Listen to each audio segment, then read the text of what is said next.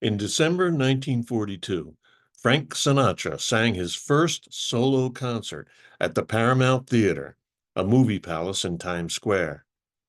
Since his first hit record 2 years earlier, the skinny Hoboken crooner with the velveteen voice had been amassing a passionate following among adolescent and teenage girls. When he walked up to the microphone on the Paramount stage, the packed house, estimated at 5,000 girls in a space with an official capacity of 3,500, exploded in deafening shrieks and screams. Sinatra and his bandleader, Benny Goodman, were shocked and petrified.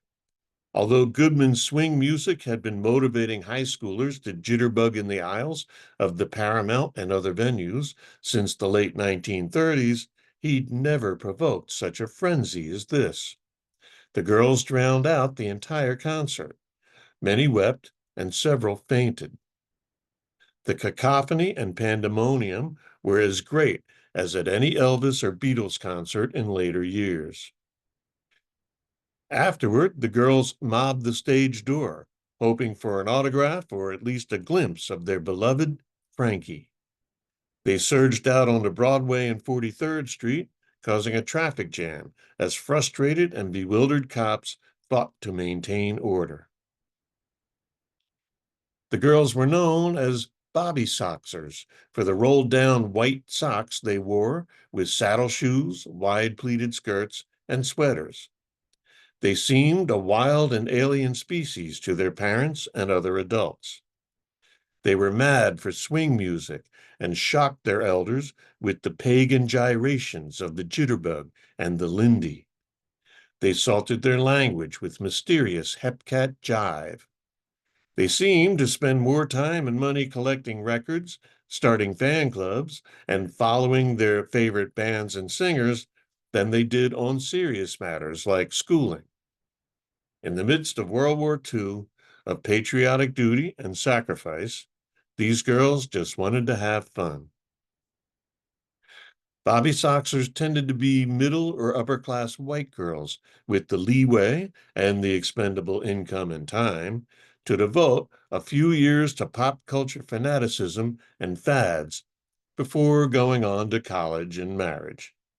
This was not lost on Madison Avenue's ad men, who, for the first time, began targeting ad campaigns at teen females with disposable income as a distinct consumer market.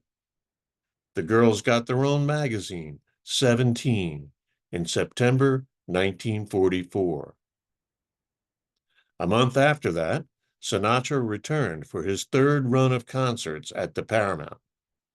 The theater had announced that Sinatra would begin a 3-week engagement, 5 shows a day, on Thursday, October 12th, 1944, Columbus Day, a school holiday.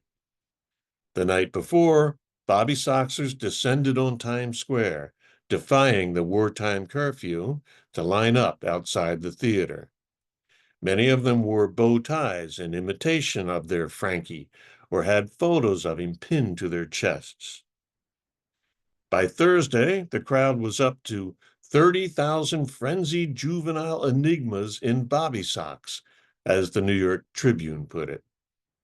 Security guards and 200 cops, hastily redeployed from the Columbus Day parade route, struggled in vain to keep them out of the street and in some semblance of order. When the box office opened, the girls rushed it with such vigor they broke its windows and stove in its sides. Inside, the Tribune reported, they created their usual bedlam and demonstrations of a peculiar clannish hysteria incomprehensible to the adult world. Not even Sinatra's threat that he'd leave the stage if they didn't calm down helped. After the first show, most of the girls refused to leave their seats to make room for the next show's audience. This caused a near stampede outside, a maelstrom of shoving, tears, and fainting. Though there was no real violence, the press chose to call it the Columbus Day Riot. It's better remembered today as the Bobby Sox riot.